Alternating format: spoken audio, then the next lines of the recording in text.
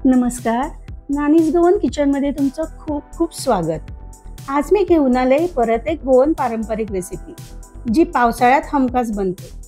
पावसाच्या पहिल्या सरीबरोबर अंगणात हिरवीगार झाडं तरारून येतात आणि त्यात सगळ्यात आवडतं पान म्हणजे अळूचं पान। तर आपण आज बनवतोय अळूची पातळ भाजी। चला सुरू करूया। ही रेसिपी करताना थोडंसं टेन्शन येतं ते भाजी कापताना। ही भाजी चिरताना अनेकदा हाताला खाज येते कारण या पानामध्ये नॅचरल कॅल्शियम ऑक्सलेट असतं।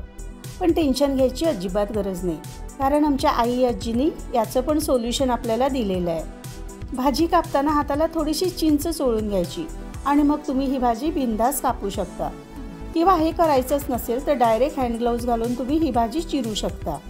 मी आणखी एक प्रयोग करून बघितला, चॉपरमध्ये पण ही पानं छान बारीक होतात।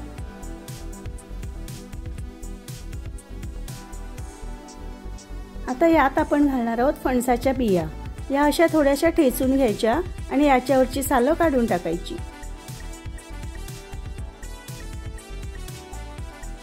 चिरलेली सगळी भाजी एका कुकरच्या भांड्यात काढून घेते। याच्यात कोकम घालणार आहे आणि एक मोठा कांदा मी बारीक चिरून घेतलेला आहे तो याच्यात घालायचा। आता वरच्या डब्यात घालूया फणसाच्या चिरून घेतलेल्या आटळ्या, फणसाच्या बिया आणि थोडा वेळ भिजत ठेवलेले शेंगदाणे। इथे तुम्ही पांढरे वाटाणे पण घेऊ शकता, पण ते तुम्हाला रात्रभर भिजवून ठेवावे लागते। याच्यात पण थोडंसं पाणी घालते आणि याच्या आपल्याला कुकरमध्ये 2 शिट्ट्या काढून घ्यायच्या आहेत। आता कुकरच्या 2 शिट्ट्या होईपर्यंत आपण एक वाटण तयार करून घेऊया। इथे मी एक मोठं वाटी खोबरं घेतलेलं आहे।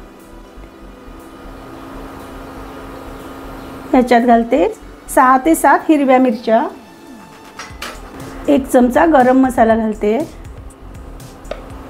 आणि 2 ते 3 लसूण पाकळ्या मी इथे घेणार आहे। आता याची आपण बारीक पेस्ट तयार करून घेऊया। आता हे सगळं शिजलेलं साहित्य एका स्टीलच्या भांड्यात काढून घेते आणि हे थोडंसं घोटून घेऊया म्हणजे सगळं एकजीव होईल। आणि याच्यात ॲड करते शेंगदाणे आणि फणसाच्या बिया।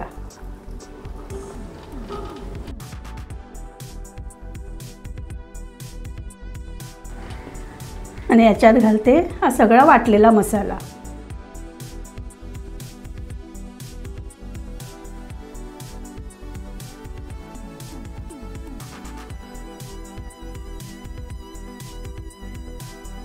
आणि थोडंसं गूळ घालते आणि आपल्याला मीडियम गॅसवर 5 मिनिटं शिजवून घ्यायचं आहे। आता याच्यात फक्त आपली फोडणी घालायची बाकी राहिलेली आहे।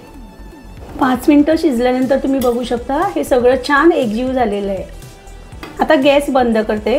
आता याच्यावर एक खमंग अशी फोडणी घालूया। इथे मी 2 मोठे चमचे खोबरेल तेल घेतलेलं आहे। त्याच्यात घालते या कोहळ्याच्या वड्या, म्हणजे आपण जे ॲश गोड म्हणतो त्याच्या या वड्या आहेत। याची आमटी पण खूप छान होते। ह्या छान फ्राय करून आपण आपल्या ग्रेव्हीत ॲड करणार आहोत। या अशा ब्राऊन झाल्या की काढून घ्यायच्या। आता याच्यात घालते मोहरी आणि हिंग आणि फोडणी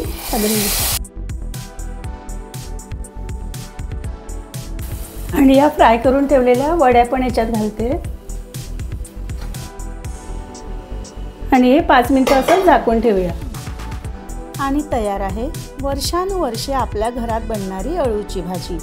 वरण भातासोबत किंवा अशीही ही मस्तच लागते। अशाच पारंपरिक रेसिपी बघण्यासाठी चॅनलला लाईक आणि सबस्क्राईब करा। परत भेटू लवकरच। तोपर्यंत स्वस्त रहा, मस्त रहा।